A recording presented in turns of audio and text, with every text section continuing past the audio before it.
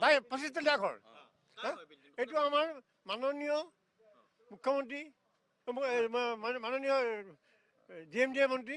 অশোক সিংহা ডাঙৰীয়া তেখেতৰ কোম্পানী হওক যি হওক তেখেতৰ আৰু তেখেতে ক'ত বনাইছে ভৰুল নদীৰ পাৰত য'ত নেকি ভৰুল আৱিষ্কাৰ কৰে আৰু তেওঁ তাতে জলাশয়ত এইটো বনাইছে পানী তেতিয়া ক'ৰ পৰা মেঘালয়ৰ পৰা আহিব লাগে নেকি ইয়াৰ পানী তেওঁ সৃষ্টি কৰিছে তেওঁ আগতে ঘৰটো ভাঙি দেখুৱাওক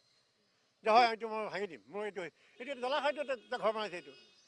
মন্ত্ৰীগৰাকীয়ে পানীৰ ৰঙৰ বিচাৰ কৰিছে পানী ৰঙৰ বগা ৰঙা ৰঙ আহিছে মেঘালয়ৰ পৰা আহিছে বগা ৰঙ ইয়াৰ পৰা হালধীয়া আৰম্ভ কৰে তেওঁ কোৱা আৰম্ভ কৰিছে এতিয়া হেৰি ক'ত গ'ল সেইটো মানুহবিলাক DMDA যি কাম সেইটোৱে পানী ৰং চাই পেলাই কথা ক'ব মানুহ তেওঁ হাত চাই জুতিষে কৰাৰ নিচিনা তেনেকুৱা কথা কৈছে আৰু তেওঁ এজন মানে বনিয়া মানুহ মই সদায় কৈ আছোঁ বনিয়া বনিয়াৰ পৰা আমি কি আশা কৰিব পাৰোঁ তেওঁ এজন অনা অসমীয়া বনিয়া গুৱাহাটীৰ আৰু তেওঁ আমাৰ দুৰ্ভাগ্য গুৱাহাটী হেন মহানগৰত মানুহ এতিয়া নাই এতিয়া মন্ত্ৰী হৈছে